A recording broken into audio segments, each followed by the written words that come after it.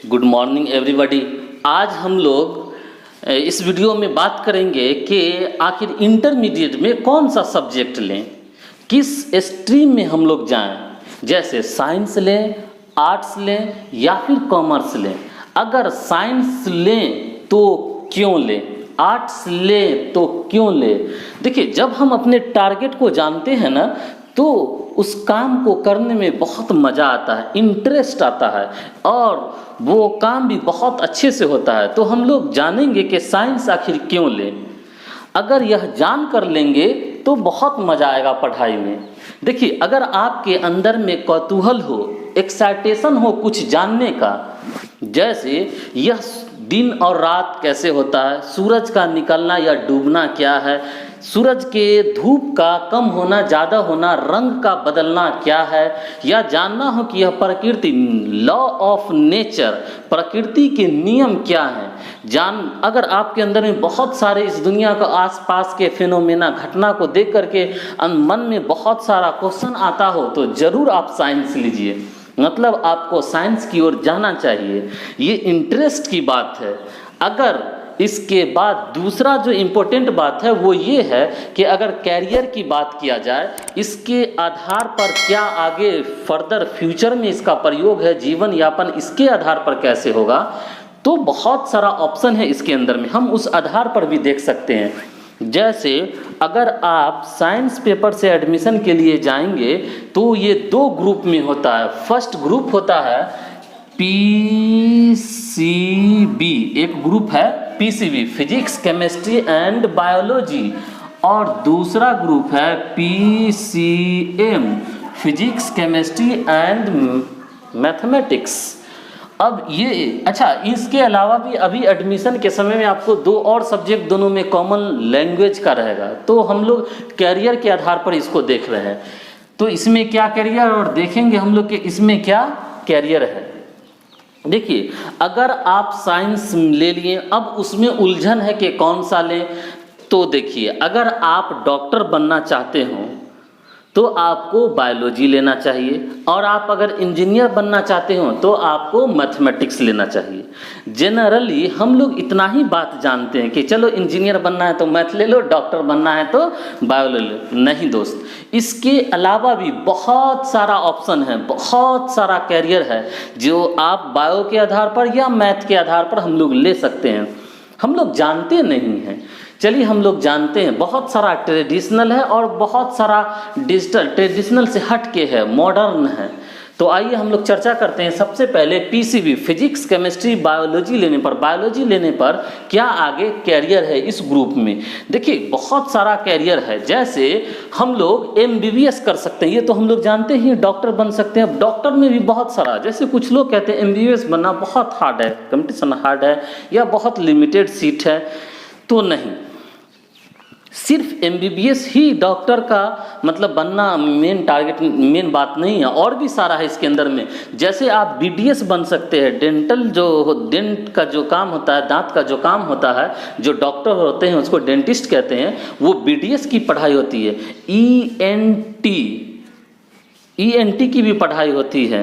ई से year, N से knows और टी से थ्रोट। बहुत अच्छा डिमांड है। अपने समस्तीपुर में भी कई लोग हैं, पूरे बिहार में बहुत सारे ईएनटी के डॉक्टर्स हैं, स्पेशलिस्ट हैं, उनके यहाँ तो जगह नहीं रहता है क्योंकि कम है। बहुत अच्छा करियर है इसमें। बीडीएस में भी बहुत अच्छा करियर है।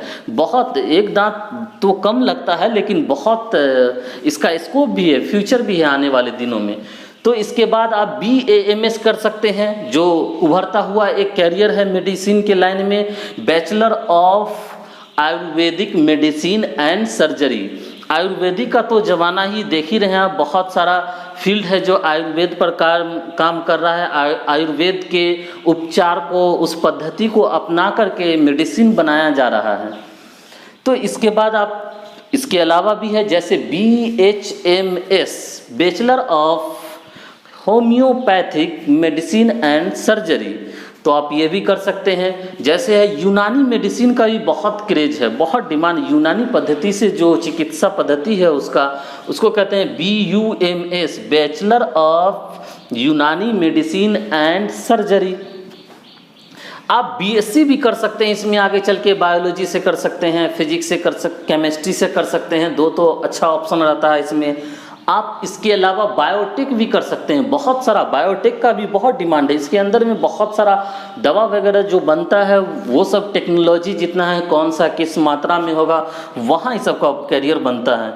जैसे आप बी फार्मेसी भी कर सकते हैं, आप डी फार्मेसी कर सकते हैं। बी फार्मेसी 4 साल का होता है और डी फार्मेसी 2 साल का होता है, वो भी कर सकते हैं। बहुत अच्छा स्कोप है ये खुद से। अच्छा, इसमें ज़रूरी नहीं है कि इसमें जॉब गवर्नमेंट ही दो, आप खुद से भी इस पर अपने पैरों पर खड़ा हो सकते हैं। बहुत अच्छा मतलब है इसमें सारा का सारा। जैसे बैचलर ऑफ फिजियोथेरेपी भी है, उसमें भी करियर अच्छा है, बेस्ट है।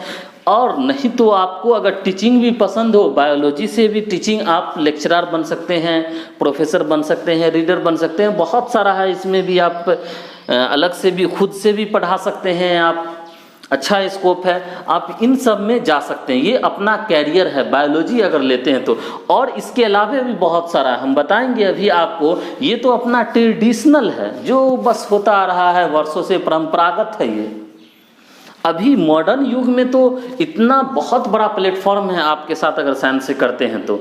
तब बायोलॉजी या मैथ का ग्रुप नहीं था, आप बायोलॉजी से कर सकते हैं, ये सब नहीं हुआ तो उस लाइन में भी जा सकते हैं। हम बताते हैं आपको, पहले फिजिक्स केमिस्ट्री मैथ्स का चर्चा कर ले। PCM, physics chemistry and mathematics. देखिए पीसीएम ग्रुप में क्या है, आप अगर पीसीएम लेते हैं तो बहुत लोग समझते हैं बस इंजीनियरिंग भीड़ भाड़ है इंजीनियरिंग, अब तो जॉब भी नहीं उसका, इंजीनियरिंग में बहुत क्रेज डाउन हो गया। अगर आप आईआईटी से करते हैं, एनआईआईटी से करते हैं तो चलो कुछ स्कोप भी है अच्छे कॉलेज, लेकिन बाकी का तो बहुत अजीब सा हो चुका है। तो ऐसा नहीं कि सिर्फ इंजीनियरिंग है, अगर आप इसके अलावा भी मैथमेटिक्स लेते हैं तो जैसे बी आर्किटेक्ट, बहुत अच्छा स्कोप है B architect. Designing, interior designing वगैरह का स्कोप है इसके अंदर में। आप बीसीए भी कर सकते हैं, आगे ग्रेजुएशन किसी भी पेपर से करके एमबीए भी कर सकते हैं। आप रोबोटिक्स के दुनिया में जा सकते हैं, आप मैथमेटिक्स से अगर लिए हैं तो बीबीए कर सकते हैं। एनडीए जो डिफेंस है अपना एकेडमी, उसमें जा सकते हैं आप, उसमें डिजिटल मीडिया में जा सकते हैं। इससे मतलब अच्छा कैरियर है। मैथमेटिक्स बहुत जगह हेल्प करेगा आपको। ऑटो कैड कर सकते हैं, एनिमेशन के दुनिया में जा सकते हैं आप। बीएससी कर सकते हैं, मैथमेटिक्स से कर सकते हैं, फिजिक्स से कर सकते हैं। आप ऑटो कैड डिजाइनिंग के लिए ये आता है, वो सीख सकते हैं, कर सकते हैं आप। टीचिंग लाइन में तो खैर जा ही सकते हैं। और बहुत सारा सरकारी जॉब्स है जिसमें आप अगर मैथमेटिक्स इंटरमीडिएट से किए हैं, 9th प्लस इंटरमीडिएट का रहा तो बहुत हेल्पफुल मिलता है। बहुत जल्द आप अगर सरकारी नौकरी, अगर रेलवे है, बैंक है, एसएससी है, बहुत सारा है, आप अगर जाना चाहते हो तो आप जरूर मैथमेटिक्स को बेस रखें। ये बेस आपको बहुत हेल्प करेगा। होता क्या है, जब हम लोग इंटरमीडिएट में मैथमेटिक्स नहीं रखते हैं तो 9th का भी प्रैक्टिस से निकल जाता है मैथमेटिक्स। और फिर ग्रेजुएशन के बाद या ग्रेजुएशन में रहते हुए हम लोग कंपटीशन के लिए रेलवे, बैंक, एसएससी सरकारी जॉब के लिए जाते हैं तो बहुत फिर उसको बैक करना पड़ता है हम लोगों को, तो दिक्कत होता है। लेकिन मैथमेटिक्स बैकग्राउंड रहने पर वो और भी मजबूत हो जाता है। एक बहुत बड़ा फ़ायदा है अगर आप सरकारी नौकरी में जाना चाहते हैं। चलिए, आई होप कि आप समझ गए होंगे, समझ में आया होगा। और जब समझ करके आप आगे पढ़ाई कीजिएगा तो बहुत अच्छा लगेगा। चलिए, थैंक यू वेरी मच।